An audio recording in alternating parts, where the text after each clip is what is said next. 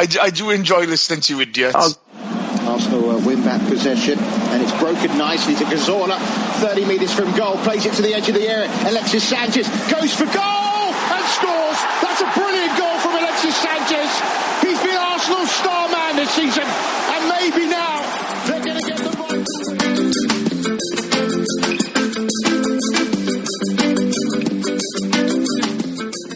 Hello and welcome to Gooners in the USA podcast, our 30th pod. Today I'm joined by my regular co-host Mike and Jason Davies. How are you gents today? I am doing fantastic. I can't believe we made it to 30. Like we always said, we assumed the third one would be our last. But to celebrate our landmark 30th podcast, we have a very special guest today, Jason Davies from A Bergkamp Wonderland. Welcome to the show, Jason. God, Bennett, you're scraping the barrel now for your 30th, lads. You're scraping the barrel. 30th and final episode of Gooners in the USA. Jason, we've been wanting to have you on for a long time. We've been keeping you we wanted you to just be good and ready by the time the time finally came. But you're the third so far from our big brothers across the pond at ABW to join us on the show, and so we'll start off with the same standard question, especially because I'm guessing you were born and raised in Wales. Yeah. Is that okay? Yeah. So I'm sure you've asked this question of yourself a lot, but why the Arsenal for you? Well, first of all, let's say it's a pleasure being on with you boys. I've been training for a couple of months now, getting myself in a peak condition for this moment, you know what I mean? I'm still surprised if they've gained me internet access to the US of A nowadays with Mr. Trump in office. You got to go through Russia to get internet here. Yeah, we bounce everything off of Moscow. I was talking to Vladimir on the line just before I said yes to you guys. But I grew up in a small town in West Wales, and when I was growing up, the big thing, FA Cup day, FA Cup final day was massive. You'd sit in front of the TV, they'd have build up from like 10 o'clock in the morning, what have you, the fans going to Wembley and stuff like that, and I was 6 or something like that, and it was Ipswich against the Arsenal. Yeah.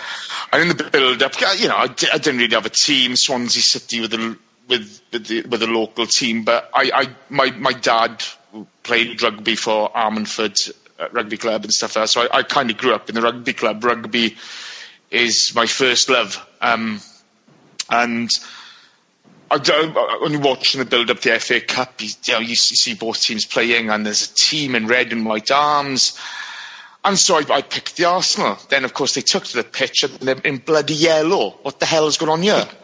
Hold up, I'm 6. What's going on, And they lost that day to Ipswich Town. And it just kind of grew from there. All of a sudden you start looking out for Arsenal scores. And it just kind of develops. And where I'm from, they're all Swansea fans or Liverpool and United fans. They're like fucking rats there. Yeah, that was the surprising thing, but now we understand it came down to a fashion choice for you. No. I couldn't give a monkey's. It's just one of those things. I always kind of equate supporting the Arsenal to sort of representing who you want to be. A little bit different because of the arms and stuff like that, and the white arms and the red shirt, but as I learned about the club, as I bought into it, it grows. It just develops. Arsenal renown's a classy club.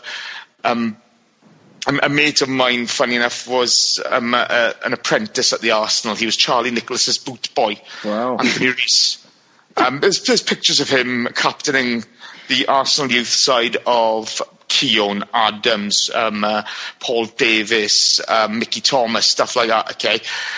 And I remember after chatting to him about his time there and, his love for the club and his love for the way things are done there, it says everything about who, I aspire to be as a person. I don't always get it right. Let's get that straight. But, it's who you aspire to be, I think. Mm-hmm. Excellent. And tell me, what's the background behind Felipe Philip? which is your kind of Twitter handle. I've been scratching my head about that one, waiting to ask you. What is that?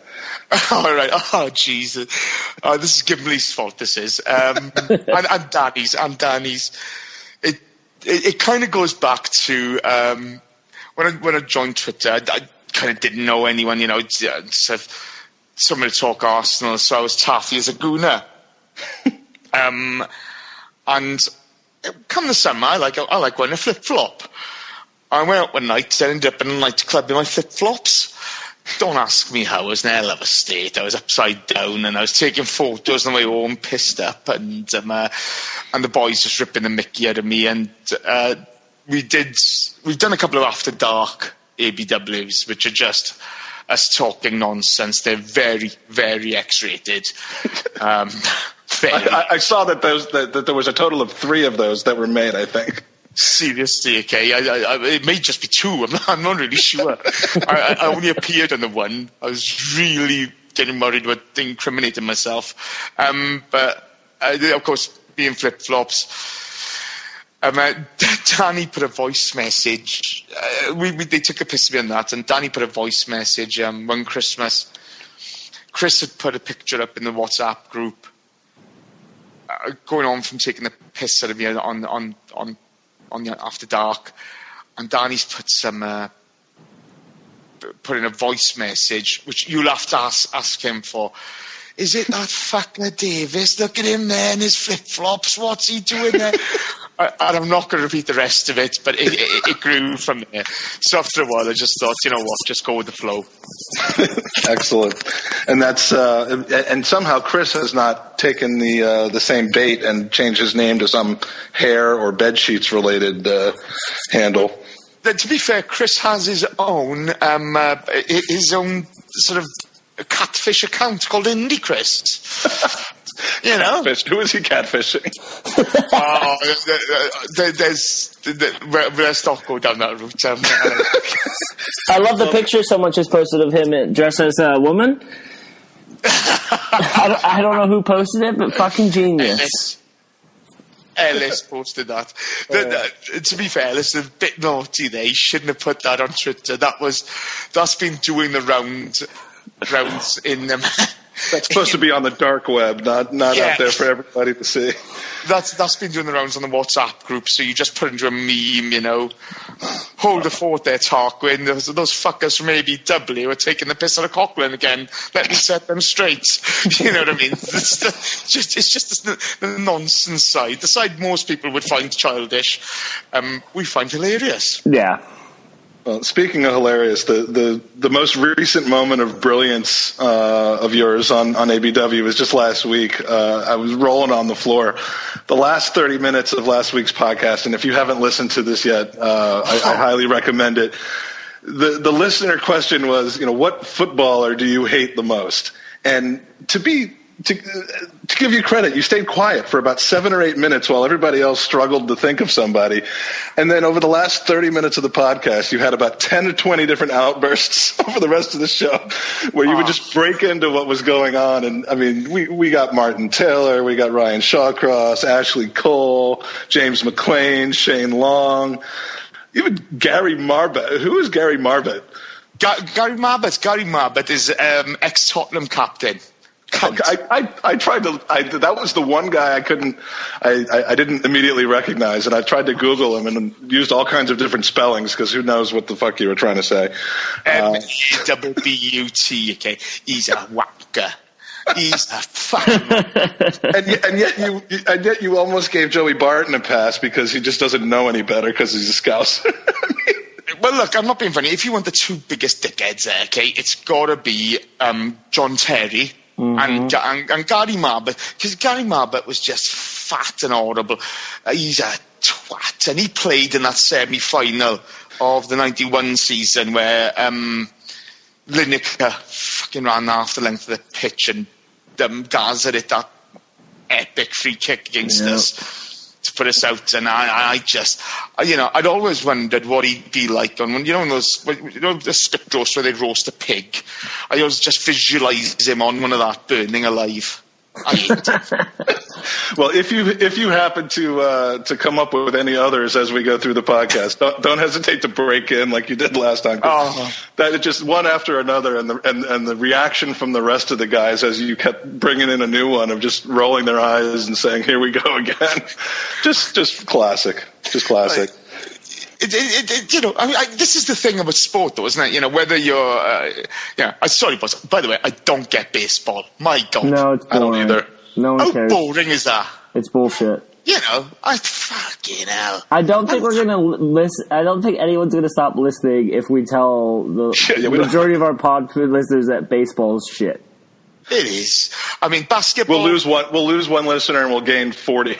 Yeah. But basketball, I get. Okay, not my favorite sport. Ice hockey, I get. Okay, American football, I get. But baseball, Jesus wept. It's not got the excitement of cricket, has it? No. Well, you know what, Mike? I just thought Joey loves baseball. So we've lost our most passionate listener. Yeah, Joey's not going to stop listening to the pod. That? That's Joey. Joey Murphy. Joey Murphy. Sorry, I've heard a lot about Joey Murphy. Joey Murphy is a local Denver Gooner. He's Irish, and the Irish are the bane of my life. And this one isn't, and he'll actually be with me when I'm for a good part of the time. I'm going to be over there in a few weeks. He is one of my favorite Gooners I've met in my travels, and I'm just jealous because Andy gets to hang out with him all the time. He'll be thrilled that Jason Davies from Bergkamp Wonderland has heard a lot about him. So, boys, I listen to the pod, enjoy it, and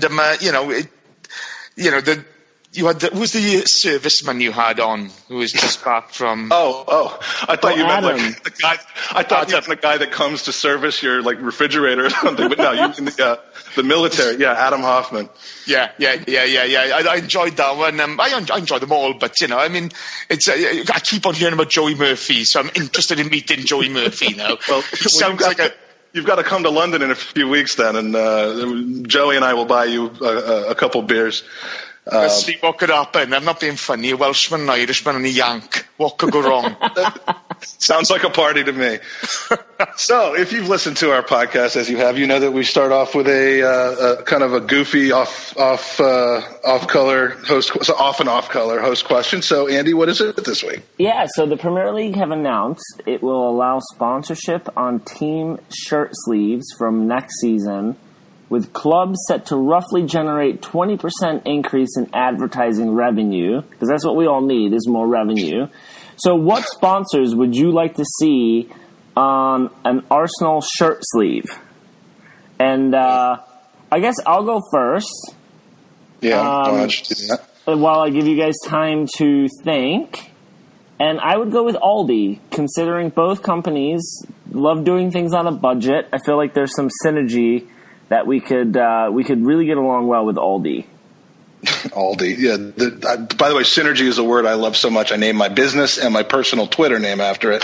But I can't say that I'm a big fan of Aldi. They opened one finally here in Virginia, about a mile from my office, and I couldn't fucking hate that place more. I mean, it's just not set up like any grocery store or marketplace I've ever been to. I mean, I went in there to try to find goddamn butter one time, and 20 minutes later I walked out of there just defeated and butterless. so I that would not be cool with me if we got Aldi. But any others? You gotta go Tampax, haven't you? We're gonna have ours really close, but yeah. Well, if you think about it, okay, white sleeve, red top. True. You know what I mean? Okay. Also, let's be fair. I mean, after our display on the weekend, our guys are a lot like tampons on the weekend, weren't they? So that can sum us up now and again. I'm not going to use the C word. I might have used it already. But that's fine. Use it as much as you want, but I like that. I also thought maybe we could just go... Now, back in the day, Channel 4, correct me if I'm wrong, Jason, used to show Europa League football. Yeah. I figured, Channel 5, Channel 4, I think they've all had a crack at it. Yeah, so I figured maybe we just go to one of those channels and get them on the cusp, because it seems like that's the rate we're going, is Europa League, so... Not there yet. We're not there yet, boys. Come on, we can get better. We'll finish top 4. Yeah, well, and Tampax was fantastic. By the way, you almost stole mine because I was going to go with Pampers. I mean, with Pampers, at least when we shit all over the pitch like we have been recently, it won't be messy for one thing. And if Alexis wants to throw tantrums on the field, he can do it in a diaper. He rolls up his shorts on the one side like he loves to do, and you see kind of a sagging white nappy hanging out. So, I mean, the hygiene products are certainly I think good recommendations. They're in full effect. You could go Teflon as well because, the ball never sticks to Coquelin. You know what I mean? Yeah, how about each player has their own sponsor that specifically addresses their personality? I put in the in ABW we have the our WhatsApp groups, and I put in there later on you should bin Coquelin with the used tampons, and Dave Goonerholic popped up with you're being unkind on tampons there, Jace. At least they get stuck into cunts. Well, honestly, boys, you don't want to be in our world. My last suggestion was maybe we could do the MGM Golden Lion, since that might be the only way we can get a golden lion on our shirt sleeve. That gives us the opportunity to act like we're champions. This is the most positive podcast that we're ever going to do. We could also work out a deal with DJ Khaled to get a lion on our shirt because he loves lions, but not too many people would get that. Nope, you lost. No idea what you're on. No, I didn't. I thought not. But so on that note, let's do something we're contractually obligated to do, which is discuss the Liverpool game. Andy, where did you take in the game this weekend? I know you weren't in your normal habitat. Let me tell you. So my wife and I are in Milwaukee because when I moved from England, I moved to here. And so we have a lot of friends here. And so they wanted to throw us a baby shower. And I didn't think I had to go to the baby shower, so I made plans with a bunch of my guy friends I played football with, grew up with, to watch the Arsenal match at a pub. And she said, no, you have to be at the baby shower. So we went to a frozen ice cream, one of those yogurt stores where you just toppings. And anyway, so they had a TV, so I logged into my Dish Network and got the game. So I watched it with some friends at a baby shower. God. So the perfect setting to watch that. Yeah, Jesus, wet. Do you typically watch? Jason, you watch at home normally at a pub? I mean, what's your routine? It all depends. I watched it at home on the weekend, and thankfully, because I'd have been chucked out of the pub for swearing. It would have been that bad. I was effing and blind, and I'm sure my neighbours across the road heard me. I was, This one wasn't pretty. I because of my son's soccer tournament, I ended up.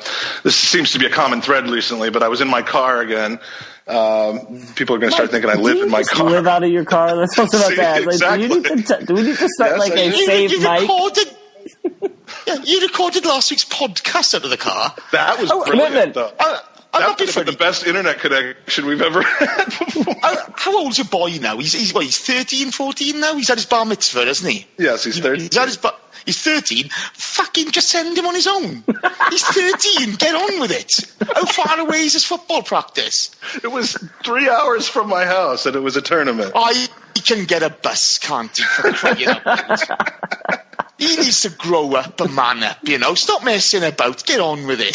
So anyway, I watched it on about a 3-inch screen, which was 3 inches more than I wish I had watched it. But let's talk about the lineup. This is where the craziness begins, obviously, and let's shelf for a minute the whole debate about Alexis, because that's a topic that we'll discuss into itself. But just accepting the fact that he was benched. What do we think about the front six that was chosen in the formation? I mean, was it really a 4-4-2? Was it a 4-3-3? Was it anything specific, Andy? Well, I don't know if the UK got the same footage, but we had Arsene before the match saying he was coming out and playing a 4-4-2. Fuck, it was never a 4-4-2. From the first minute, it seemed like Welbeck had drifted to the left, and that's where he stayed. So the whole Sanchez thing, yeah, we'll talk about that in a little bit, but that was just bizarre to me. But I don't feel like we changed our formation at all. I felt like it was just our regular lineup, our regular formation with just a different lineup. Jace, what did you think? I was expecting to see sort of 4-3-3. I don't bother watching the interviews and what have you. But actually, when you saw Warby mentioned there, he's obviously going to play 10, so it was the 4-2 instead of 4 that we normally play. And unfortunately, I think we missed an opportunity. You talk about the lineups. You've had Coughlin, who's been, I know we'll probably talk about him later, who's been a big bag of wanking this season. That's the nicest I've ever heard you talk about him before. I'm being kind. You've had Iwobi, who recently has been a passenger. No disrespect to the lad. He's a talent. He's coming through, but he's having a tough time, and he kind of needs to be taken out of it. Yeah. And the one thing I really didn't understand was, again, you're looking at this Liverpool side, that they don't like being run up with pace, in exactly the same way as we don't like being run up with pace. Pace scares all teams. Yep. And, Oxlade-Chamberlain's been very decent in the middle of the park recently. I don't understand why he wasn't given a go next to Xhaka, and go with Perez and Walcott, real gas. Yeah. I love Danny Welbeck. I really do like him, okay? You could have played him up top. I didn't understand playing Oli Giroud there because, you know what they're going to do. Every single person probably listening to this podcast that was saying this at the time they saw the team sheet. Yeah. It was bizarre. And, I love Arsene Wenger, don't get me wrong, okay? Whether I think it's time for him to stay or go is besides the point. But I did not understand that the selection at all.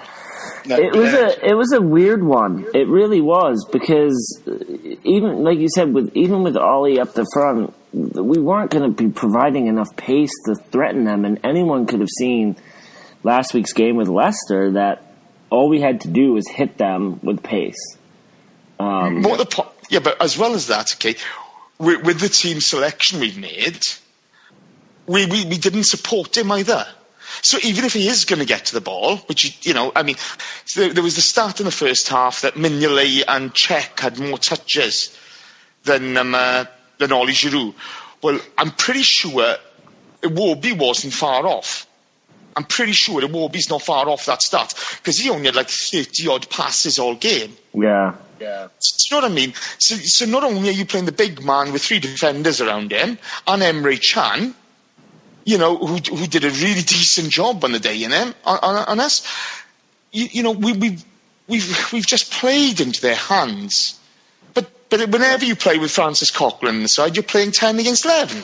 No, you are, and you're not going to find this pod where we're not going to point out how bad Coughlin's been, and I think we're going to talk a little bit more about that, but I'll jump on that bandwagon with you, Jason. I think that, we talked about it on our last pod.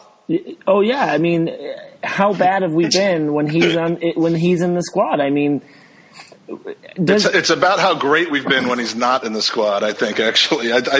We're still, I think, undefeated 10, 11, 12 games without him in the squad. And, so my question is, no ties either. So my question with that is the reason he's starting over El Nini because he's a better footballer, or is it because he's French? No, El Neni's been injured. He picked up an injury recently. So the last couple of games, I get why El Neni's not starting, but in all fairness to Ox, I mean, I know he gave away the stupid goal against Bayern. But he shouldn't have been back there, he was playing center defenseman at the time. Yeah, but the bottom line is, I thought he deserved to start in the middle. Yeah. I really did, and God love Francis Coughlin and what have you. Okay, he applies himself, and when he first came into the side, because he was nowhere. He applied himself. He was disciplined and so forth, and he did the simple things. Because he's a very, he was at Charlton for a reason. Yeah. Okay? Yeah. He was at Charlton he's not on loan so many times for a reason. He's a bad footballer. The reason he impressed was because he sat in front of those back two and he just cleaned things up. And now he is so far forward up the pitch trying to be a creative outlet player, and that's not him. If he just sat back there and did what he used to do, and did like a Conte where all he does is just run around and clean up and get in people's way and get your foot in. He'd be an excellent player for us, but... Yeah. I'm sorry, he'll never be an excellent player because he's a bad footballer. Even on Saturday, okay, even when he was deep doing a defensive job, how many tackles has he made? 1, 2 all game? That's true, I gotta agree, yeah.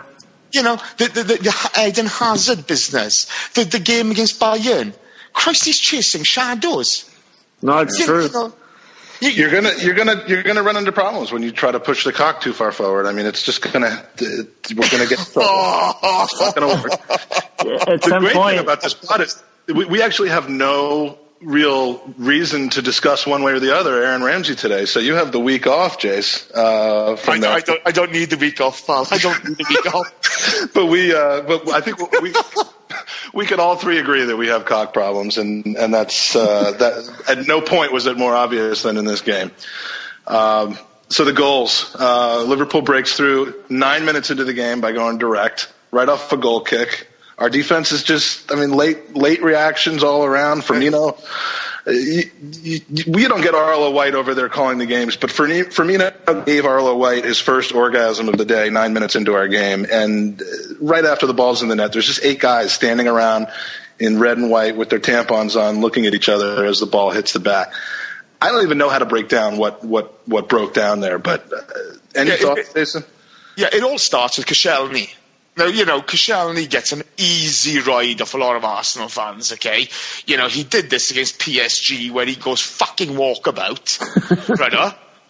Okay, no, you watch Koscielny, okay? Koscielny goes missing so often. Koscielny costs us more goals a season than his centre-half partner, unless he's partnering Gabriel, who's a liability. Yeah. But, he's gone up for that header, missed it, okay? Now, why aren't Xhaka and Coquelin going for that header? Why does Koscielny think he's got to go up for that? I have no idea. The communication and the cohesion between our two middlemen and our centre halves is non-existent. Right? No, it is. Koscielny's got to take a blame for that. He can't go up for that. And then we get, if you go back to the first Chelsea game, when we beat them 3-0, okay, they had a couple of opportunities where they drew our back four left to right on a couple of occasions, and they pulled everybody out of position. And instead of, I can't remember it was Coquelin and Santi that day, I think. But Coquelin, instead of, and this isn't just having a pop at Coquelin, because this is Xhaka as well, okay, who should be doing this. Instead of one of them dropping deep and filling that position where Koscielny's gone missing, which is what they should be doing, to make up the numbers so that we keep a rigid formation, they're not doing that.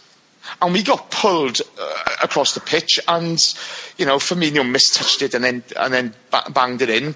But it all stems from Koscielny going missing, and our centre mids and our centre halves not having a clue what's going on.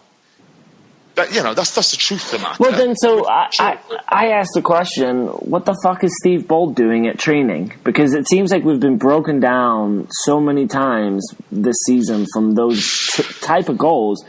What is Steve Bold doing? Andy might be to Steve Bold as you are to Coquelin, Jason. I mean, it's getting close at this point. But it's a good question. I got to be honest here. Look, I think this is Wenger, Steve Bold en masse, the coaching team en masse here.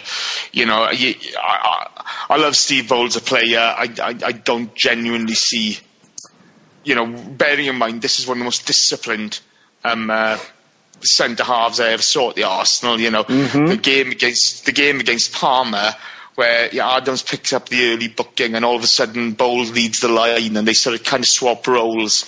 Was his finest performance. Bold was such a fantastic player, which is why that's why I don't. So confusing. Sorry to cut in there. I do apologise, but this goes down to we've chopped and changed midfields all season. Okay, we've chopped and changed midfields all season. The guys that the most starts is obviously Francis Coquelin, barring his little bit of time out with injury, and we still haven't sorted it out. And this is the thing, when you've chopped and changed, it's been, Santi and Coquelin. Well, we all knew as soon as Santi went down injured, that was it for the season. We all knew that. Yeah. You know, anybody saying anything different is kidding themselves. He's 31, not athletic, with an Achilles problem. Got to be operated on. The odds of him coming back are ludicrous. Right? So then he's gone between LNA, you know, taking LNA and Coughlin to Old Trafford. What the fuck is that about? You're just asking for trouble. Okay, then it's Xhaka's get in and out because whether he trusts him or not. Then it's Xhaka and Ramsey. They started to look okay, and then Ramsey gets injured again because he's flogged into the ground. Yeah, you know, you've got the Xhaka picking up his suspensions. You need a cohesive, regular midfield. You know, you need people you can rely on in that place. Yeah, we have too many central midfielders who carry injuries. Yeah, and it's terrible. But and or suck. What frustrates me going back to Steve Bold is if that was Tony Adams sitting on the sideline, if that goal goes in, Tony Adams is off that bench screaming at that back four. But Tony Adams coached at the Arsenal and he's coached at other places, and he's not a great coach. But I wonder, Jace, do you think that we've seen so many coaches shuffle through? Are they the type of players that get into the players' faces, or the type of coaches that get into the players' faces and Arsene doesn't like that? Or do you think they're generally not good coaches? I don't know. I mean,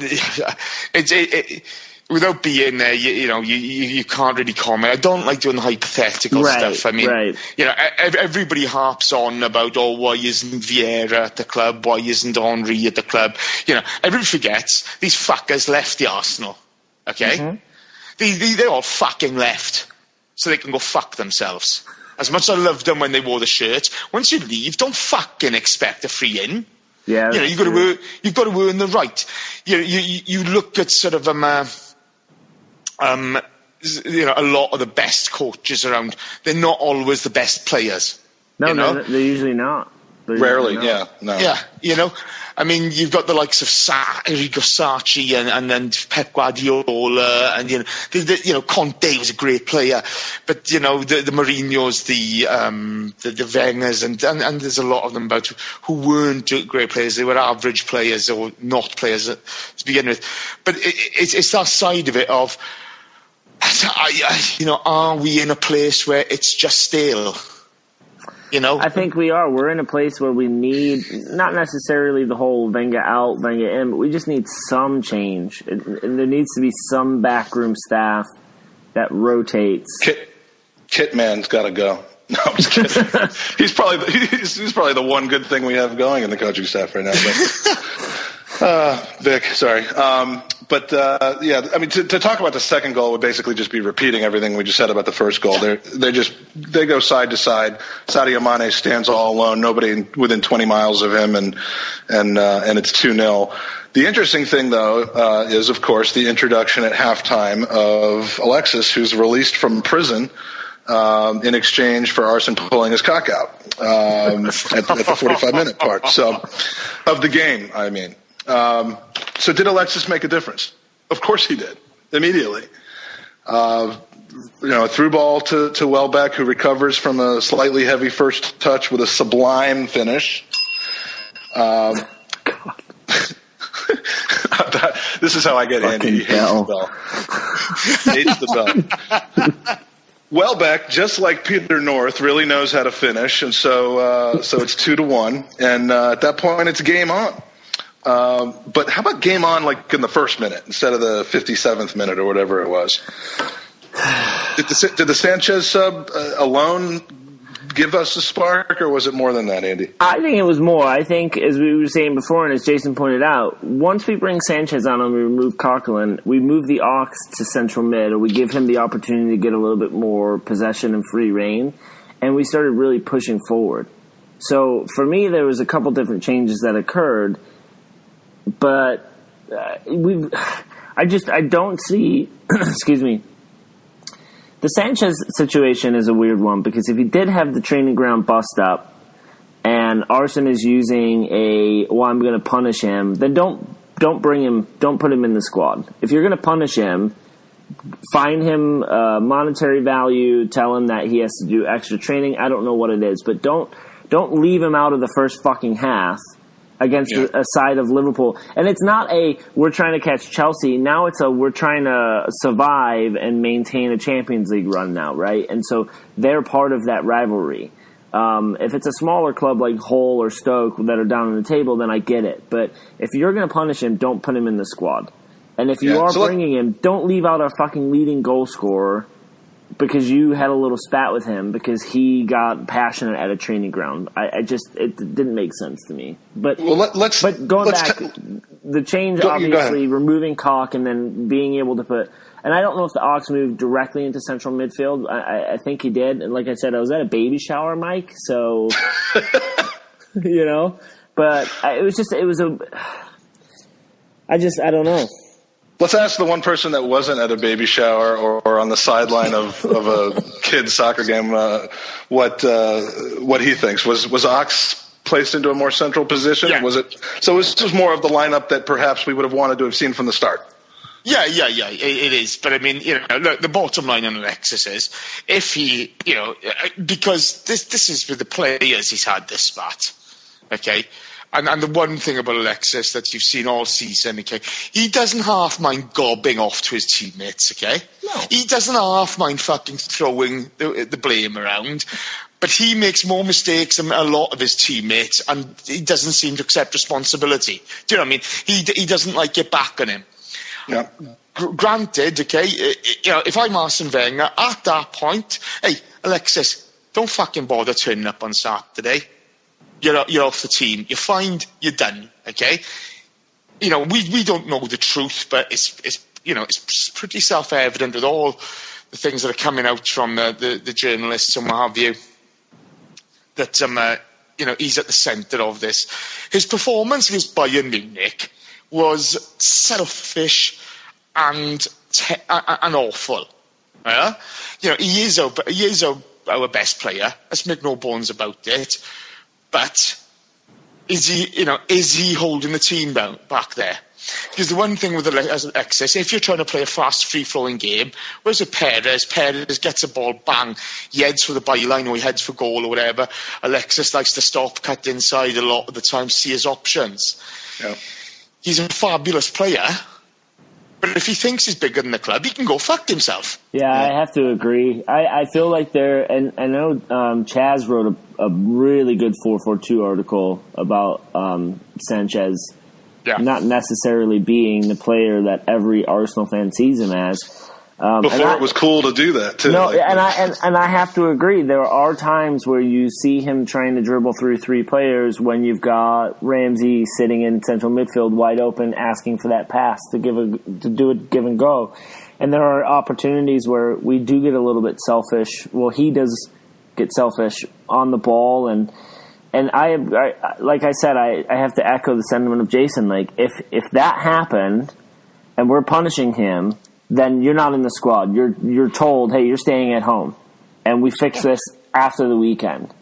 Yeah, so let's build some context around this then, because we're doing the podcast 2 days after the game, so we have the added context. At game time, it seems like an absolutely awful tactical decision, which is what Wenger pretty much came out and said it was. After the game, the news starts coming in about the training bust up. I mean, we've got everybody, the Guardian, the Mirror, the BBC, the New England Journal of Medicine, and the Daily Humber. Fucking Daily Humber. I hate that newspaper. But they're all reporting, about this training ground bust up. But then today, we're getting new news. We get a picture of Wenger and Alexis shaking hands on the training ground. We have Wenger doing his pre-Bayern press conference saying that I am not aware of it. Nothing happened. Nothing at all. Alexis actually posts on Instagram for kids that are up to speed on that. He says the true warrior fights not because he hates the ones in front of him, but because he loves those behind him. Let's go Gunners. So that's pretty much the latest at the time of the podcast. It's a confusing mishmash So you just one word answer, yes or no. Do you believe that this is true, or do you think that it's being leaked by, I guess this won't be a one word answer. Do you think it's being leaked by the team to start paving the way for us selling him in the summer? Jason. I can't give a one word answer. No.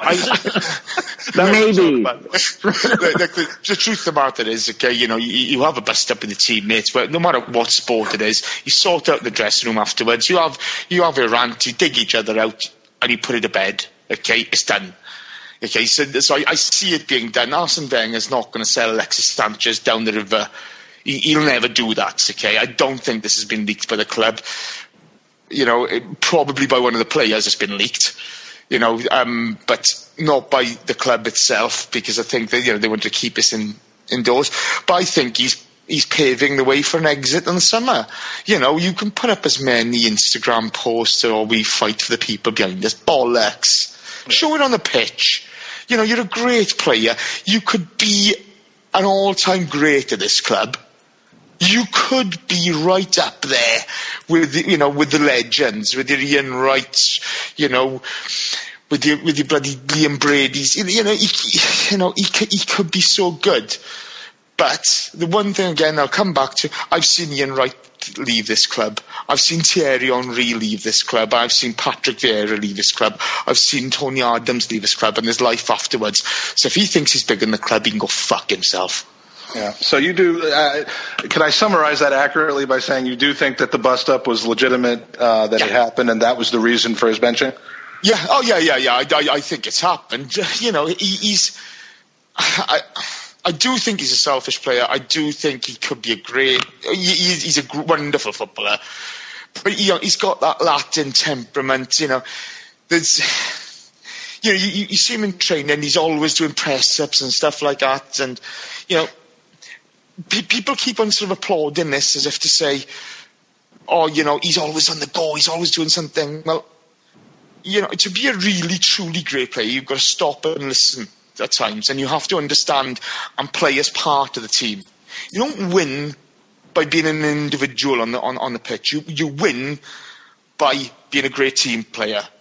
And you look at our great teams in the past. Yes, strikers are always selfish. We know that. But they play for the team, and sometimes I don't get that feeling with them. And that article by Charles is brilliant. No, it really is, and we should retweet that because it's really well done. Mike, to answer your question, I think Sanchez has been gone since Christmas. I think in his mind he's been gone. I don't believe for a second that he took that trip back to Spain for tax evasion. I think he was given some time off to shop himself.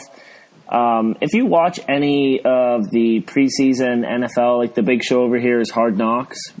So for those who don't know what it is, it's like, basically a 24-hour behind the scenes of an NFL team training for the season. And in every preseason, you see teammates going at it in the locker room when they're lifting weights, talking shit to each other, and it gets or on the field. No, and it gets really violent. But who steps in? The other players and the captains separate those players. The captains are the ones that sit down with those players and give them both a bollocking to say, this needs to fucking stop, we're a team, right? Then your management, your coaching staff step in and they go, here are the fines, here's what you need to do to right this wrong, and we all move on, right? It's professional sports, it's going to happen.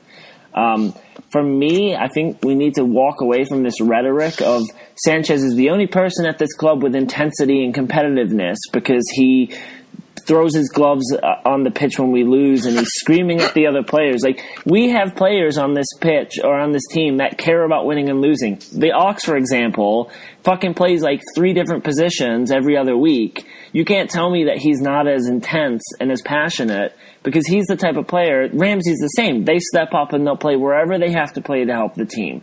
And just because they're not as vocal doesn't mean that they don't care as much. And I think that a lot of Arsenal fans are just worried because Sanchez is our best player and they see that he's leaving. It's all of a sudden everyone else's fault for not being as passionate as he is. And I think that's wrong. I mean, I think it kind of piggybacks on top of the Wenger out rhetoric, is the decision between that Wenger appears to have been placed into of whether to, hold him accountable for being disruptive and selfish or, coming to this realization that, we use his pathological intensity and competitiveness, which, it's at the level almost, or he would have us believe it's at the level of, athletes like, Michael Jordan and Kobe Bryant and Cristiano and like Joey Murphy. That level of just pathological, intensity is, and they'll say this is what we need more of. We need 12 of him instead of one of Arsene Wenger. And I think it's a very easy narrative to place on top of it. But I tend to agree with both of you that, if in fact that what they're now denying happened actually happened, you can't let him become greater than the club. But so what bothers me is, so it does happen and Arsene gets to Liverpool. Think of all those away fans that are sitting waiting to get into the ground. They look at their phones and they see Sanchez has been dropped to the bench, right? And there's no explanation of it. That has already created like a sour, what is Arsene doing? Like everyone at this stage of the season is thinking, what has he done? If Sanchez isn't hurt, could it have been handled better? If Arsene had come out pre-match and said there was a training ground bust up, Sanchez is being punished, that's why he's on the bench, I think everyone would have been like, oh, okay, something's going on here. But we create these massive stories out of nothing, and it just the problem. Sorry, go ahead. Sorry, the problem is though he's never going to do that, is he? No, Arsene's never going to do that, and you're damned if you do and you're damned if you don't. I mean, if he'd have left him at home, we'd all be up in arms, going back to sort of the George Graham days, he didn't have social media. It's in the paper. He could be injured. He could be this. It's such a difficult dilemma. And, it may, you look at the personalities there, you look at the way Sanchez is. It's going to happen with a guy like that where there's going to be a training ground bust up down again. It's always going to happen. But I think you're damned if you do and you're damned if you don't at times, aren't you? And it just seems like with other teams. I mean, let's use Costa as an example. As much as I hate him, Rooney over the years with Manchester United, it just seems like when things get to this critical point where there's dissent and argument and a desire to leave and a transfer request, 9 times out of 10 it gets pulled back and everybody gets remarried and hitched together and everything's just fine and better than ever going forward. Why don't I have the confidence that that's going to be the case here? Because I think, like I said, I think Sanchez has been gone since Christmas. I think his mind's been made up, and I feel like even if we came to him today with a £250,000 offer per week, I still think he's gone. Yeah, it doesn't seem to be about money anymore. I was about to say that the papers are still saying we're offering $180 a week and he wants $250, but it doesn't even seem to be about that anymore at all. And it's kind of a microcosm of the crossroads that we again find ourselves at after kind of dispensing of it, presumably 3 or 4 or 5 years ago, after Robin van Persie left. And just, I do believe in the if you don't want to be here and play for Arsenal, just get out philosophy. But it's just really hard to know exactly what's going on with the team and with Alexis as we keep looking at pictures of his dogs on Instagram, trying to figure out what he's trying to say. Do you think Ronald Koeman, with a Twitter account, if he was the manager of Arsenal, would have tweeted about the bus stop? Because that guy loves the Twitter. Oh. He loves the Twitter. Does he? Yeah, because Arsene Wenger is not exactly the most social media savvy person I've ever seen. I'm just, like... He's slightly beneath me in the rankings. Jesus wept. All right, so Jesus is going to weep if we keep talking about Alexis. Well, so I'm going to ask one question to both of you. Do you think he's an Arsenal player next season? Jason? No. Mike? No, I don't. Okay. What about Ozil? Oh. You've actually tapped into one of our listener questions here. Oh, so let's wait. We'll wait. We'll get to the listener question then. Okay. Yeah. All right. And putting the Liverpool game to bed as I would love to do. A couple of other general talking points with Arsenal. You had something about some Chilean sea bass or something like that? Was that right, Andy? Oh, yeah. So I don't know if you guys saw, but there's Marcelo Aliandi is a young Chilean wonder kid who's on trial with Arsenal. And according to Wikipedia, he is a striker for Santa Cruz. I think he captained their under-17 World Cup team as well. Is this a piece in the puzzle that'll help keep Sanchez, Mike? Yeah. No, After all that's happened? Yeah, no, yes, absolutely. This 14-year-old Chilean kid is gonna make the difference. Vidal would have made the difference. No. Not this 14-year-old. Is that a pro or? I think you had some nice things to say about Vidal, didn't you, Jace? He's a good footballer. I don't think he's always cracked up to be.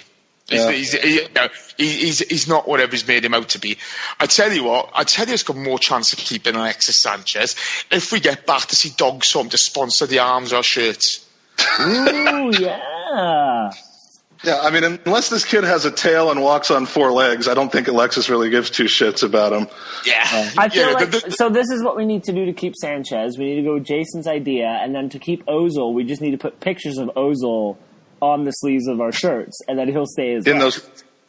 In those white pants he wore this summer in the California tour. Yeah. How he got away with those, I have no come idea. to your Gooners, to your Arsenal America trips. They sound brilliant. You should come. They are so much fun. You seriously, you need to make it over here for one of them. Next year's Gooner Grass, you will not regret it. I think the Welsh are on Trump's no-fly list. Well, he just submitted a new one today, so we'll have to. Americans are on the no-fly list. Yeah, exactly. So, and by the way, you know who else should be on the no-fly list? Tell me. Fucking Humber.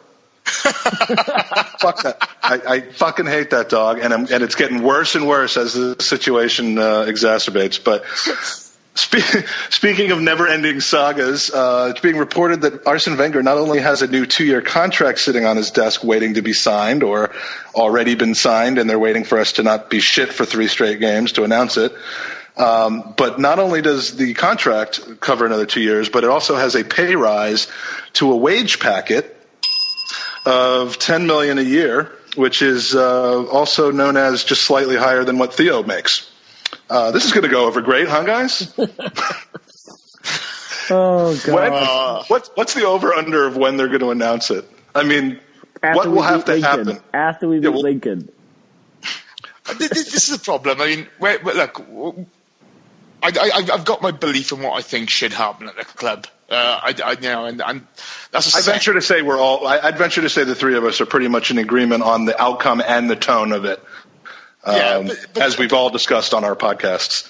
Exactly, but the bottom line is whether Arsene Wenger stays or goes is not my decision. And first of all. There's a number of games left this season, okay? And if we pull our finger out of our backsides and actually get into it and bring home the FA Cup and get top 4, then he's brought in a certain level of income to the club. Mm-hmm. So therefore, the pay increase means nothing to me. People will get annoyed by it, but to be honest with you, it's inconsequential. Because the revenue he's brought in for the club over the years, and the position he's helped to put this club in, whether he's on 4 million, 8 million, 12 million, or 20, really won't make a difference to people who already have their mind up about whether he should be back or not. I mean, it's not about the money. But it will light the fuse, a very short fuse for people that are already inclined to have one. It'll be a talking point for that cunt with the baseball cap, okay? And that's about it. Do you know what I mean? The bottom line is, where does this club from here? If Arsene Wenger does stay, then what's happening with transfers in the summer? That's the important stuff then. Yeah. If Arsene Wenger does go, it's still what's happening regarding transfers in the summer and who's replacing him. Yeah. You know what I mean? It's if they are going to give him a new contract, they have to specify at some point, right, we need to plan for your exit. You are 70 plus years of age. We need a director of football or a sporting director of some sort, We need X amount of things to happen. So the control of the club, which he should never have been allowed to have this much control in the first place. Yeah. No. the loss of David Dean's mismanagement of bringing Kronk and Usmanov in and the way he's done it has put us in a position where this was allowed to happen because, Wenger sticks hand up, I'll do that. And all of a sudden, it's not a power gathering thing, but it's what you become used to doing. And it shouldn't be that way. The football manager should concentrate on football. And he wants to leave the club in a position to succeed, but there's going to be a vacuum that when he leaves, based on the way things have been set up now, and there's almost no way to avoid this kind of crazy transition where we're disorganized and don't have our shit together. But the truth of the matter is, guys, there are guys out there in other clubs in Europe, okay, where actually, so Arsene Wenger handles transfers. We need a sporting director and we need a manager. Right, so you get Allegri. There's sporting directors out there who work with him. You need an interim guy initially for that sort of job, and you need somebody who's experienced in negotiating transfers. They're out there. We just go out and get them. Yeah. But the manager then needs to... You don't want to just promote Dick Law to an even more powerful position? I tell you what, okay, I'd rather make the Niles' mum take care of Dick Law. Well, and that's the thing. Like, for all the people that say, "Well, let's let Arsene move up into that director of football position," I can't think of a worse situation. No, nothing will change. Because nothing will change. He'll still control the board. He'll still control too many levels of the transfer process. And Chris mentioned it on the ABW this week. He had said there were some players that came in. I think Welbeck, maybe Paulista. Maybe Lucas. Were these players signed by Arsene? Does he have 100% control, or are these players that were signed because the board felt we needed those players? Well, I saw a lot of pictures of Wenger, lying down on a beach playing beach soccer and surrounded by women when these signings occurred. So I'm not sure that he really had much to do with them, to be honest with you. But but the thing is, the Welbeck thing. He was in Rome. When we signed Welbeck with Ferguson, and his words were, if I wasn't in Rome with Ferguson, we would never have signed him. Now, there is the analytics company that they bought where they've measured these players, and Chris was talking about El Nene, Gabriel. Yeah, El Nene, that was the one. Yeah. And he wanted Welbeck on loan rather than buying him. Okay, but it turned out to have to be a purchase. The truth of the matter is we're all hypothesizing. Yeah. But that's the truth of the matter. We don't know. Yeah. None of us know, because in some quarters, Arsene Wenger will be accused of being a dictator. I truly believe that if you're going to be, if you're a Mourinho, a Guardiola, an Arsene Wenger, if you're of that ilk of a manager, you have to have a Napoleonic complex. You have to have true belief in yourself. Yeah. Okay. And so that's the way it is. He's hardly a dictator. We know that. Whether he said, okay, whether they have been his favoured signings or not, we just do not know. We just don't know. Yeah. How can I put this? Gabriel has not exactly done himself any favours. Mohamed El Nene is a functional 7 out of 10. You know what you're going to get. He's not going to let you down. He's not going to set the world alight. If those are signings that have been made because of the analytics company, whatever it is, then they're not doing a great job, are they? No. But then I wonder if we are not truly coaching, defending, and training, and we are not focusing on the gaping holes in our defense. Ring the bell, Mike. That's not why you ring the bell. I know, but ring the bell. I'm not sorry. So my point is, if we brought in a this manager, fucking bell is pissing me off. Oh, see, thank you, Jason. Now you're Andy's favorite person. If we brought in a manager who really focused on that, maybe the likes of Gabriel would improve as a player. Because he's a decent player, we've seen that from him, but there are issues where we all kind of highlight, he's not Arsenal caliber.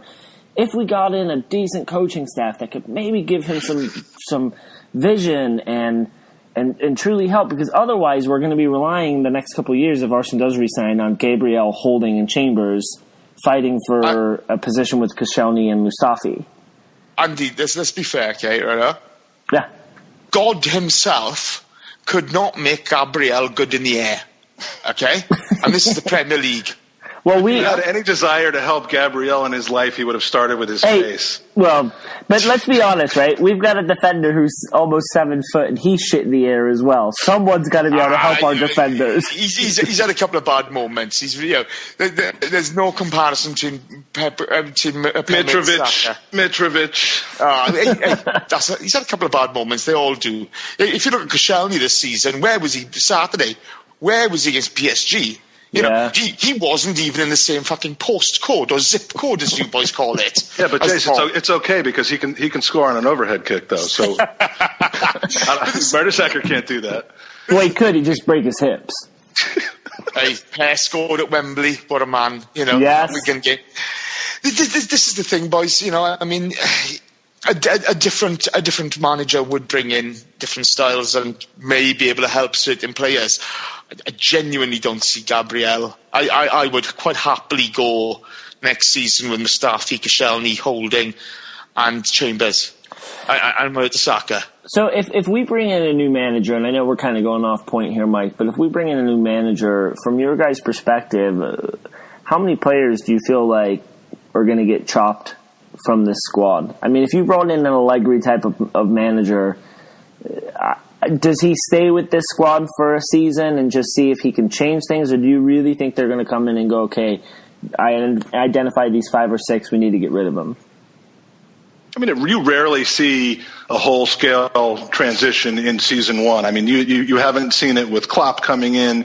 Manchester United is just constantly reloading, so that doesn't really count. But, it usually takes 2 to 3 seasons to really get the 11 the way that the coach would want it. I could imagine maybe 3 or 4 guys that we're used to seeing. I could imagine a left back situation being addressed, center midfield situation being addressed. But 3 or 4 now, and then you kind of see what that looks like, and then maybe 3 or 4 the following summer. Because everyone, they say, well, changing manager, look what happened at Chelsea. Chelsea had a fucking great squad. I mean, they were champions, and then Jose'd them. But you got to give Mourinho credit. He can build and find talented players. He just lost the locker room. He didn't have to do much of that squad. That was a very good squad. They were so good. I mean, Conte came in this year and just put discipline and honor and intensity into the squad and won his players back. Yeah. And that was enough to take a Premier League winning talent squad and bring them back to the Premier League winning spot. If you look at our squad over the last couple of seasons, okay, this is the one thing I do hold Arsene to account for. I've said it so many times on ABW. I do apologise if people get bored with it. You've got to keep on refreshing the squad. You've got to keep on bringing, raising the base, and to re-sign Arteta and Rosicky that season and not bring anybody in, it was frigging criminal. Yeah. Okay. Yeah. When you only bring in Peter Cech in, and no outfield players, you're asking for it, and this is where he has now left himself open to all on sundry. Now, we knew last season that Arteta had injury issues. And we kind of know, Coughlin's at Charlton for a reason. That's his level. He came in, he's refreshing, playing that disciplined holding role, and he did it very well for a certain length of time. But you're now playing a system which only suits 2 players in midfield. Yeah. No sane manager in the world is going to do that. And now with Santi's injury problems... So you're saying he's insane now? He's French. He's got to be a little mad anyway. Come on. I love the French. But, you can't continue with somebody who's just constantly on the treatment table, because he's been flogging Ramsey into the ground, okay? Yeah. When he comes back. So, Ramsey doesn't get the same amount of time to come back as buddy Danny Welbeck's had. Yeah. Because he's so worried about disappointing you. Well, and I was going to say, I really hope that Ramsey gets the opportunity to return in a Welbeck-style fashion, where he gets 20-minute runs, more under 23 play, and we're clearly not in a desperate – well, we are in a desperate need for Ramsey, but we're not in a desperate need where we need him for a run-in for the title. So give him the opportunity to relax, bring himself back healthy, give him the summer, and then next season hopefully he comes in fully fit. Yeah, we need somebody in that midfield who can complement sort of Xhaka, Jack, Ramsey. I was about to say, we have someone who could do that. He's just playing at Bournemouth right now. Oh, hold up here. Everybody's been raving about Jack recently. I'm not saying because he's playing well for Bournemouth. I just think that he would complement Xhaka, and he would be filling an issue that we're having right now with just having a central midfielder who can gaping issue, a gaping hole.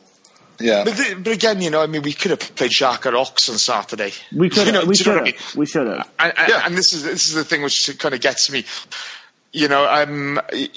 Jack's a driving player. I would love to see a midfield three of Xhaka, Jack and Rambo. Yeah. I would love that. I think get three intelligent players who can make it work. You can bring Ox into that, for any one of the three. I think it could become really special if it's given time to develop.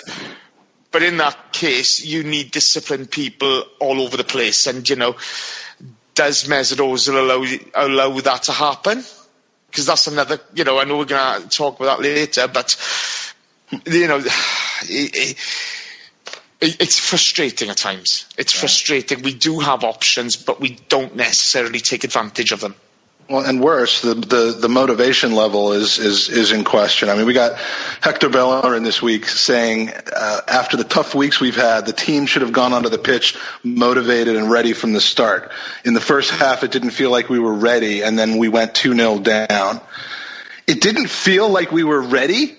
I mean, what the absolute fuck does that even mean at this level for this kind of a game? I mean, it didn't feel like we were ready. Where does that come from?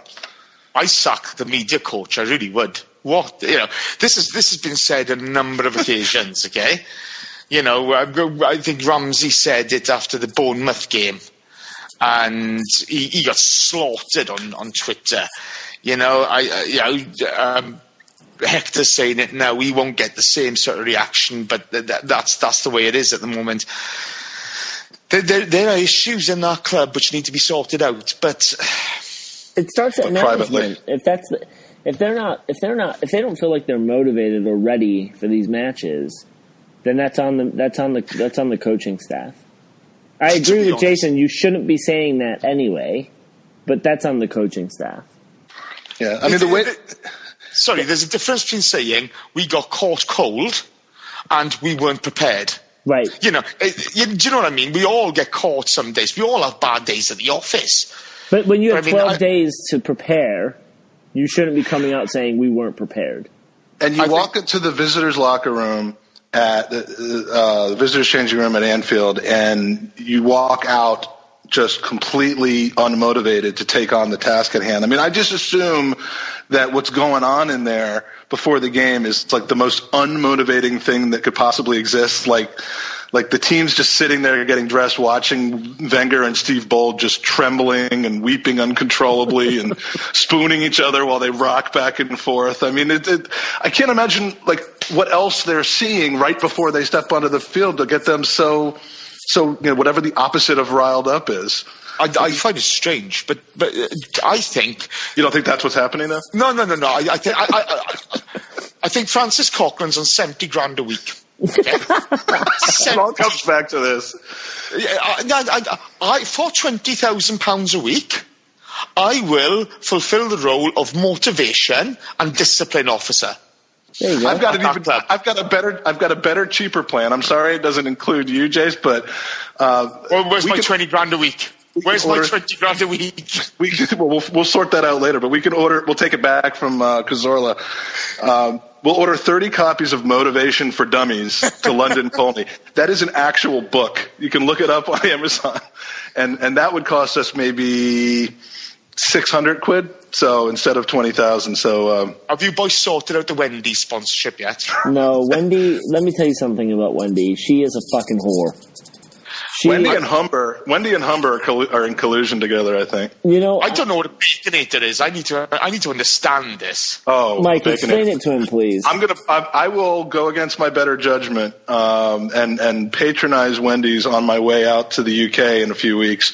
I will put 6 baconators in my briefcase, and by that I don't mean. And to save space, I'll take them out of the wrappers. I'm just going to put them in the briefcase in a manila folder. Okay, Mike. And Jace, you're taking the train into DC, and I'll show you, or into London, and I'll show you what a baconator is. All right, this is how we get the Wendy's. Or you can just do an X-ray of my stomach. I want you to do your best baconator commercial ad space, so Jason fully understands what it's like right now. Baconator. All right. Well, we have 2 pieces of fresh bun with a mayonnaise and bacon combination on either side of 3 thick patties of fake beef that supposedly has never been frozen, but we all know that it has. Then they add 3 more slices of bacon and they put it into your face. And it is one of the greatest things in the world, but I'm getting tired of supporting this company that clearly is not replicating their support for us. So we're in the market for burger companies. We go to Aberdeen Steakhouse, could sponsor us. I'll work on that while I'm over there. Do so. But when these are the Francis Coquelin of burgers. Do you know who has been sponsoring us, Mike? Listeners, by tuning in. Should we go to listener questions? Absolutely, yes. Let's or as I like to call them, user questions. We got a handful of them today, which is very nice. We have good friend Justin Pierce checks in with another question. What do you really think is up with Ozil? He's missed a lot of games this season through illness, but then I see that he's been working on the What Drives Mesut ad series for Mercedes-Benz and promoting his autobiography. People get sick, of course, but is there a chance he's also distracted by these other activities? Jason? Oh, do you know what? I really don't know. I love Mesut, but I think we should just leave it there. That was perfect. I think that noise that only comes out of a person's face when they're talking about Mesut. Let's be fair, okay? If a guy wants 200 plus grand a week, okay, he has to fucking impact the game a hell of a lot more than he has this season. Yeah, I agree. Yeah, this is the opposite of what Theo Walcott has perfected in his contract renewal here. I mean, he is clearly not taking lessons from Theo. No, exactly. I mean, is it a thing that because he's been played basically as a second striker this season, that's where we've left a gap between midfield and the attack, and that's really cost us defensively as well, because obviously it's a knock-on effect. But he's got to impact games. For too long he's been a passenger. He's been a passenger for far too long this season. God love him. He's a wonderful footballer. He is a thing of beauty to watch on the pitch, but we need a bit more. I mean, I don't know what could possibly happen to bring him out of his current funk. It just seems to have sunk so deep, and there seems to be off the pitch elements to it now as well, and it's all going wrong with Mesut Ozil. Andy, let me switch over to you for the next question. A new questioner at JRosario521 asks, as an American Gooner, what can we do to voice our displeasure in a productive manner? For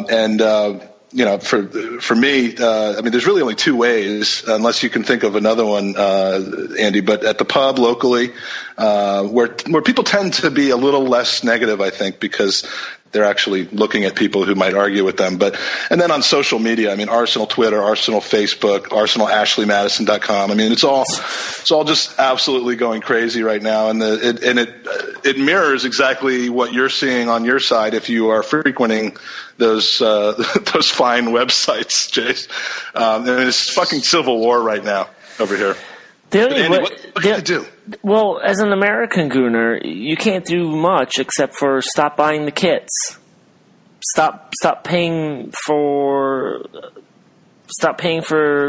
trinkets and stop flying on the Emirates. I mean, that's all you can do, right? I mean, the only way that there's listen, the change that we want is at manager. Okay, and I think in 5 seasons from now, if Arsenal were to leave this summer... Change we want is that owner. Well, hold on. What I was going to say is the change we all want right now is Arsenal gone. We want change in management. I think in 5 seasons from now, we're not going to remember these moments of Arsenal. We're going to remember the great stuff that he brought to the club. The change in owner is never going to happen.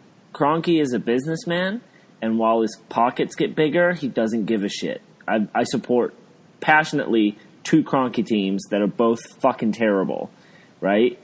And nothing changes on either side of those teams because he makes money. Once his bank account starts getting hit, that's the only time change will occur. But I also feel like we are investing into this team. He has given Arsenal money to invest into this team. But to answer the question specifically, the only way we voice our displeasure in a productive manner is we stop buying the new kits. There's no reason to buy 3 kits each summer. And so that's the only way I feel like we're going to be able to make a dent or make a change.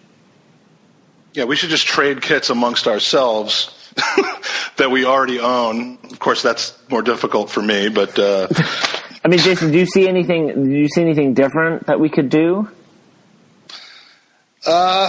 No. I mean, there's certainly a lot of voicing displeasure in an unproductive manner, and I take part in that. I'm ashamed to say I get involved and up late at night typing on the stupid cell phone while I'm in bed about this stuff. I need to quit that.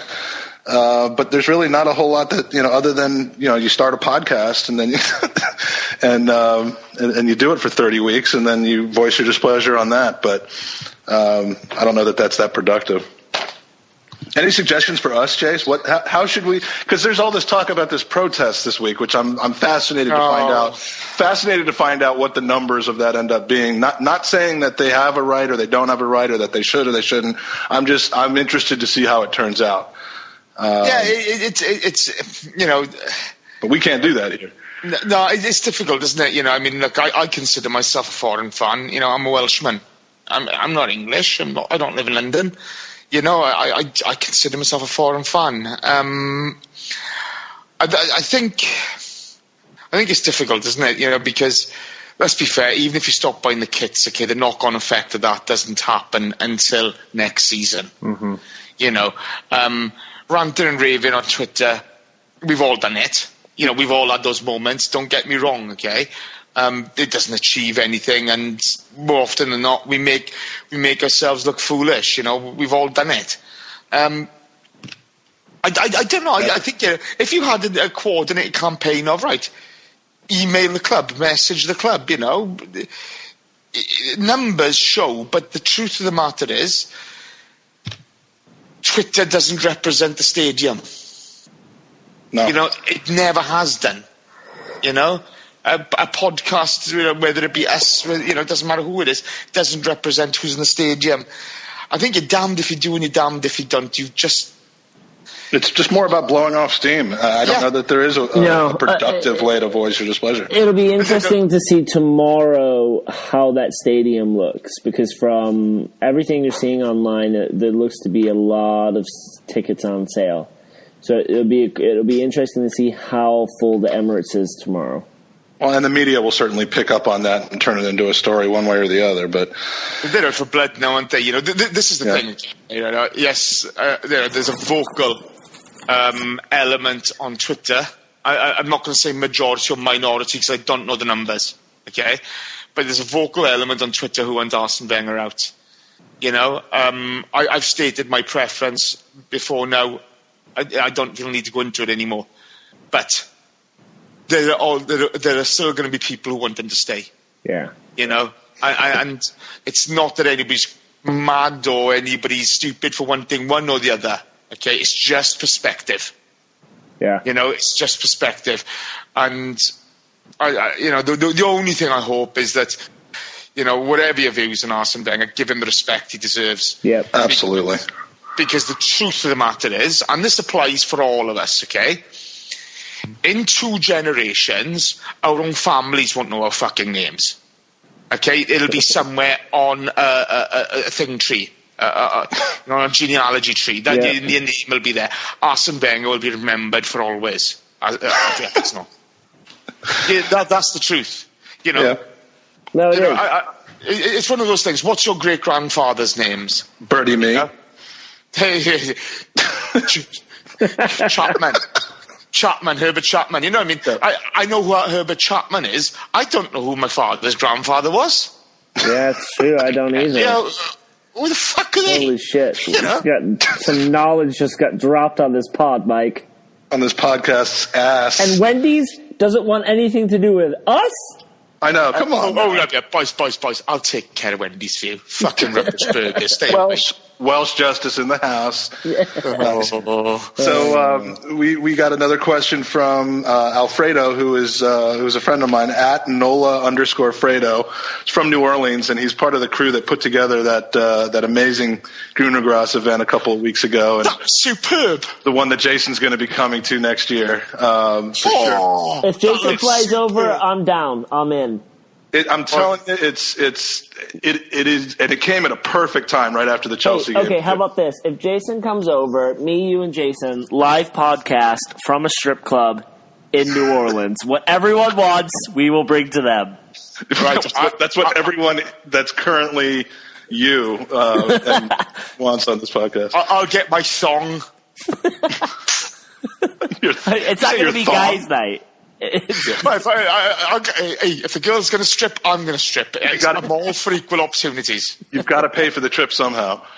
What the hell? That looked epic. That Mardi Gras looked epic. It was. I mean, there's 200 people all there for the same reason, all over the country, reuniting, meeting. I mean, it is hard sometimes, not to get too cheesy as I do, but I mean, it's hard to remember, like, the really, really fun part of being a Gooner is sometimes not caring so much about each individual moment of each individual game and just enjoying the people that you're with.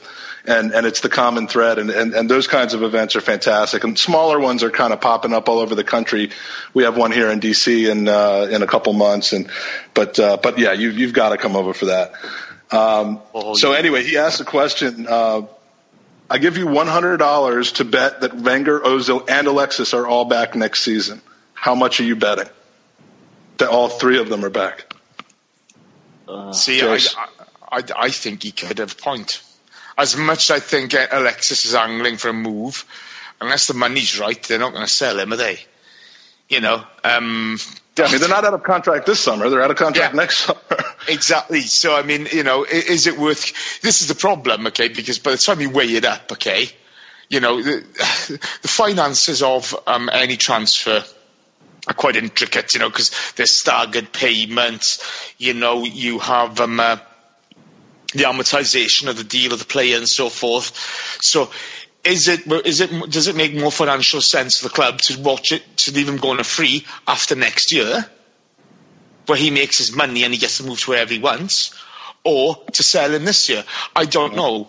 It's the Van Persie quandary, except we're not selling him within the Premier League. I wouldn't bet against that. So what's the number out of $100? Knowing that you might want to leave yourself something to buy a Baconator with. Or whatever the new replacement is.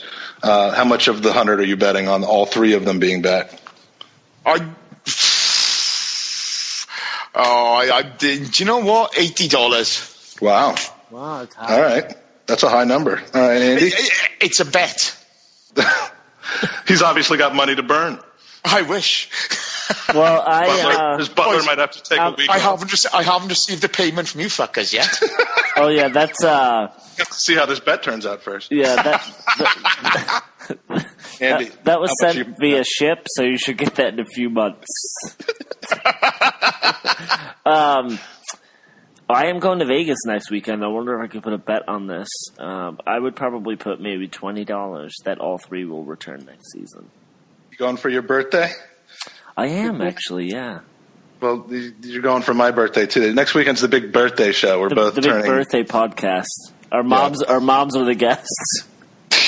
Birthdays next week, boys. They'll talk about the perineal tearing that occurred when we were born. God. Oh,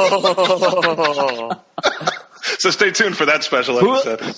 Yeah, exactly. well, happy birthday, boys! Thank you. Thank you. I'm thinking $15 because it seems that my bar tabs at the pub when I watch Arsenal kind of always come to 85, and I need to make sure I still have that left. So $15 that they're all three coming back. Good question, Alfredo. Thanks for chiming in. The last question of the week is from Jay at Frisco's Discos 1, which is, hard to believe, but Frisco's Discos by itself must have been taken. Can I just say for a second that I feel like if there's someone we should be partying with, it's Jay. Frisco Disco? That sounds like a guy who would show up on the scene as soon as Jay starts stripping in New Orleans. To be fair, and if it's the disco in Frisco, I could be hot property there. Yeah. Yeah. I could be.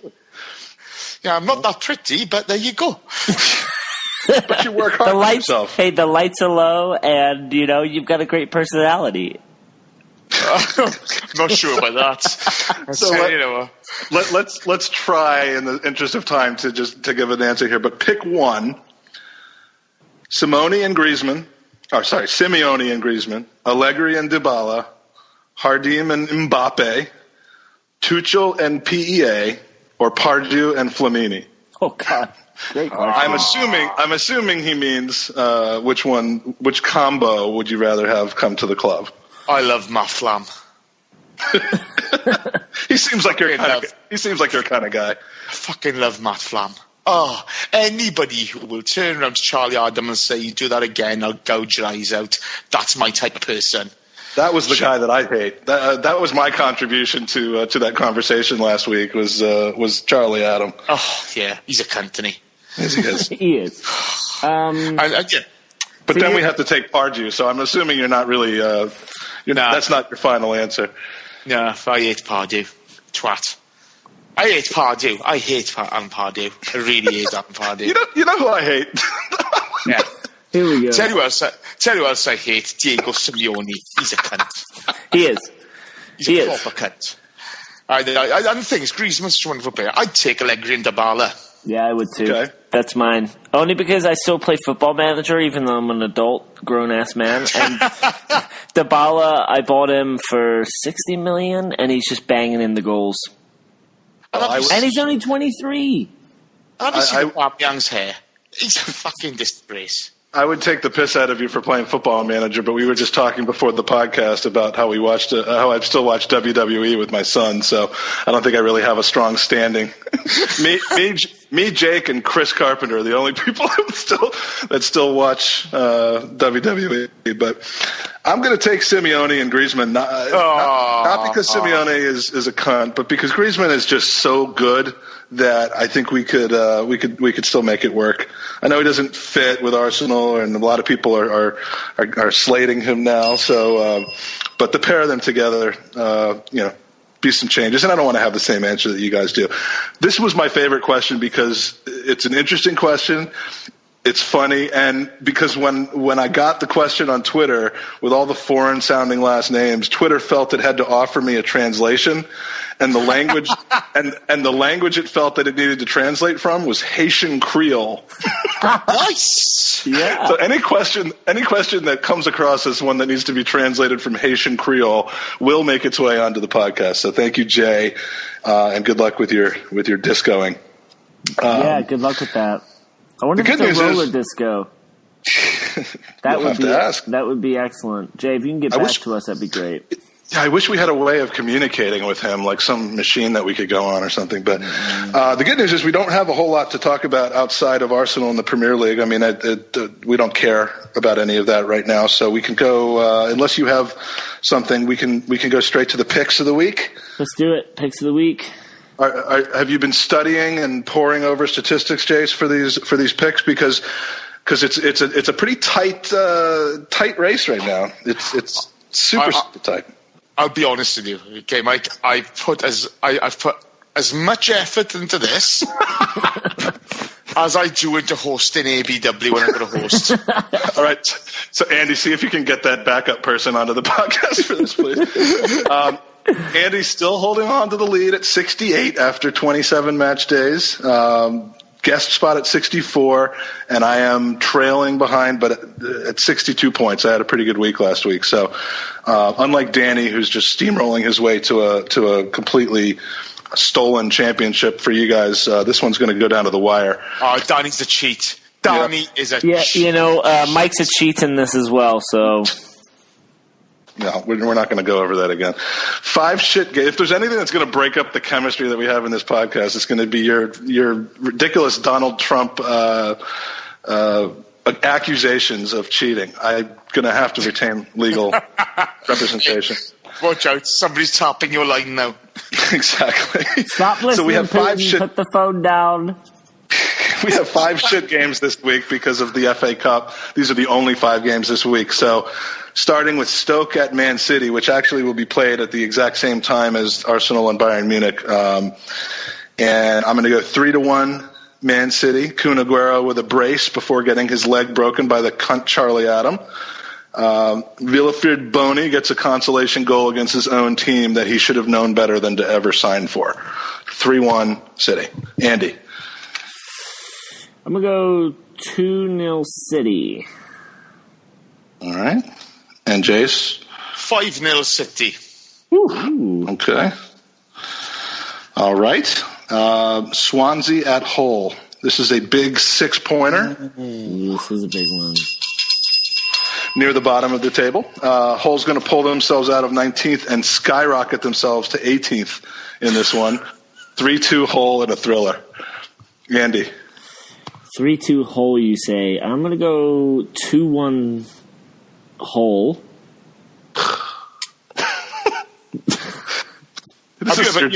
You boys never been to Hull, have you? No. No. It's a fucking shithole. It's the John Terry of City. It's the Gary Marbut of... No. It's horrible. I'm making my way around to a few places outside of London to catch some football on this coming trip, but Hull is not one of those places. Never ever go there. Jason. I've been to Sheffield, but I've never been to Hull. Close enough. Sheffield's grim as well, but Hull makes Sheffield look like Kensington. We weren't asking if you had been to Sheffield, Andy. So. Hey, Mike, fuck you. Boys, I'm a Welshman. I gotta go 3-1 the Swans. Come on, the Swans. Do those dirty northern bastards. Where in Wales do you live?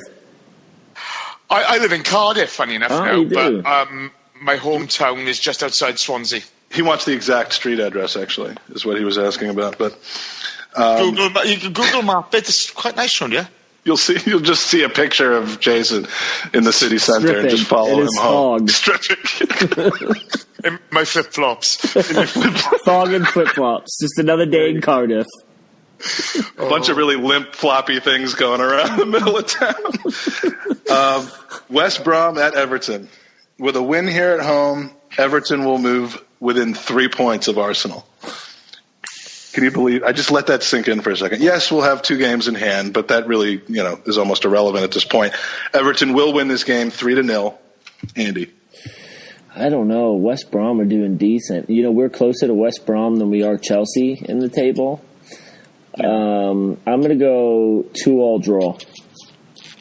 Okay. And Jason? 2-1 to West Brom. I have a chance to pick up a point here. Tasty. All right. West Ham at Bournemouth.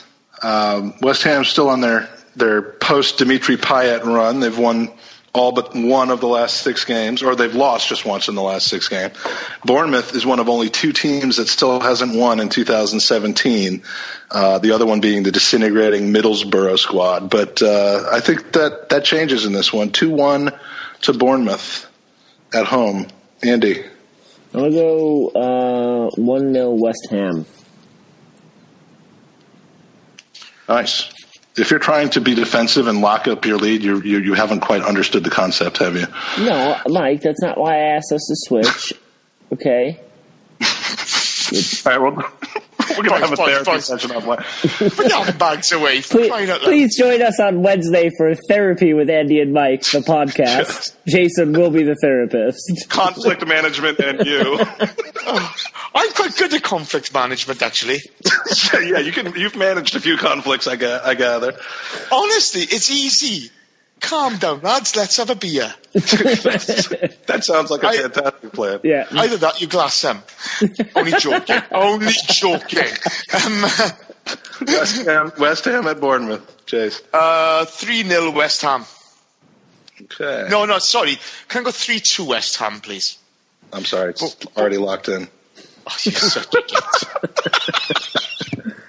Okay, I'll petition to see if it can be changed. I have to, understand what the process is in getting that changed. But I'll get my legal team on it. Exactly. Yeah, we'll negotiate. You might end up with 3-1 as a compromise.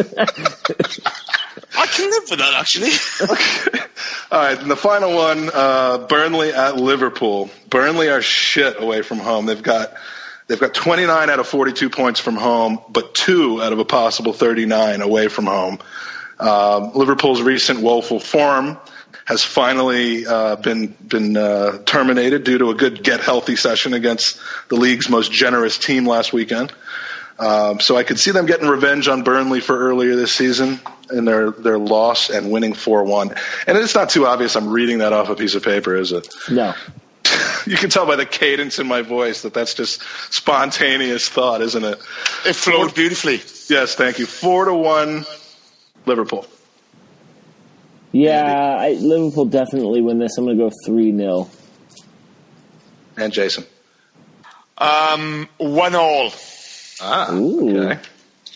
Okay.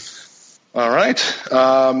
Quick preview. We got picks done. Preview. We got 2 games this week. One of them I wish not to talk about at all, which is Bayern. Can we agree on that? that it's whatever will be, will be. But the Lincoln. We're going to win 4-0. Yeah, I mean that's obviously, and if they score, we're going to win 6-1. It's just that simple. Exactly. Yeah. So there's no need to talk about it any further. The Lincoln game, though, kind of when we drew Sutton in the 5th round, at least for us on this podcast, it was a big deal. We were just kind of touched by the whole thing and just decided to just dive into the culture of non-league football. And I'm glad we did. I should be going over to catch a Sutton Lincoln game in a couple weeks when I'm over there with some of those guys. But I just haven't really given a shit about this Lincoln lineup, mostly, or this whole situation, mostly because I'm scared of it. I mean, we have so much to lose in this game. It reminds me of the Bradford game a few years ago, except we're at home. And Lincoln's they're not pushovers. I mean, they're professional footballers who have spent a lot of time in the football league. They'll be fine. And that's that. I mean, am I overreacting here based on what they did against Burnley at Turf Moor?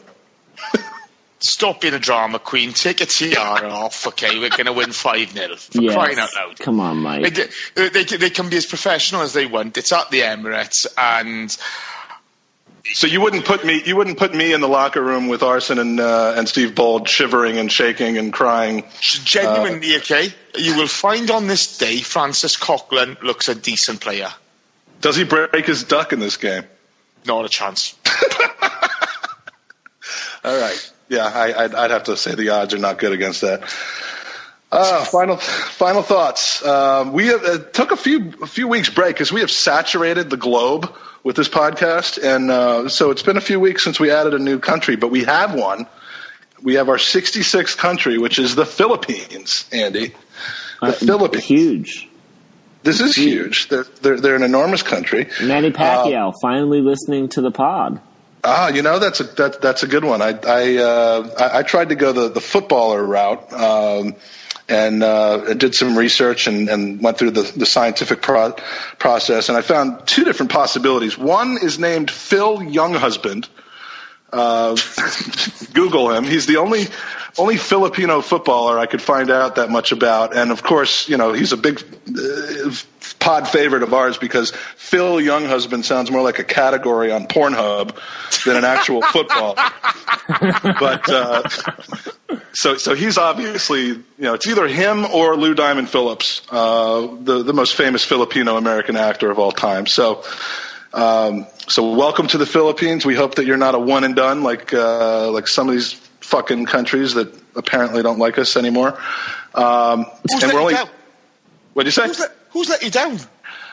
Oh God, I don't have the list in front of me, but there's a couple that we got kind of excited about, and then maybe Kenya might be one of them. I'm not sure, but fucking Kenya. All they do is run. Do we really want that type of person listening to our podcast, Mike? Well, they have plenty of time to listen. I mean, why wouldn't they? But that is true. Some of the countries, though, we're just exploding in, such as we got the Beak, Oh, Mozambique, nice. Estonia, and I have to say our listenership has been down lately, but in the top 10 is Cyprus. So we're huge in Cyprus, man. Now you gotta like clarify that our listeners have not been down for the podcast. Our listeners in Cyprus have been down. Yes, that's what I meant to say. And Joey Murphy's girlfriend lives in Cyprus. I wasn't going to mention that. She does. I wasn't going to mention that. So I think we have. That might be why we're a little disproportionately weighted in Cyprus. But so Joey, Cyprus. Can you get your girlfriend to continue listening, please? 8 times a day. So, and we're only 3 countries now away from country 69, which is going to be a sexy ass country, I'm sure. Yeah. Thank you, first of all, to last week's guest. Speaking of listenership, Tom Canton of the Gooner Talk TV, who I know you are familiar with, Jace. Yeah. And Craig Scott of the Same Old Arsenal podcast. Of the 29 podcasts leading up to this one, it was by far our most listened to and by a good margin. So we appreciate those two both, spending a really good time with us last week while I was in my car outside of Starbucks, and certainly sharing our gospel with the people that are big fans of theirs. And of course, Jace, it's been a pleasure today. Anything else you want to get off your chest before we wrap up? I fucking hate John Terry. I really hate John Terry. No, thank you for having me on, boys. Really enjoyed that. I've been looking forward to this. Let's have a chat with you guys, and it's been a lot of fun. Do it again, and we will. I'm serious about coming. I'm trying to gather everybody that I can to come to London and get some FaceTime with me. I'll just sit on a tall chair and take an audience with everybody. But I want to meet some of you guys face to face, and there'll be a spot in New Orleans next year waiting for you. But listeners, if you can leave us a review or a rating on iTunes, we'd appreciate it. And good number, growing number anyway, of YouTube listeners. Please give us a thumbs up. Let us know you're listening. Leave a comment. Right now, the only person leaving comments is Danny, and I have no fucking clue what his comments even mean. They're the ramblings of a madman who's up at 4:30 in the morning, and we need something to counterbalance that. But they're appreciated. Oh, yeah, I mean, that goes without saying. So that's it. Boys, have a good week.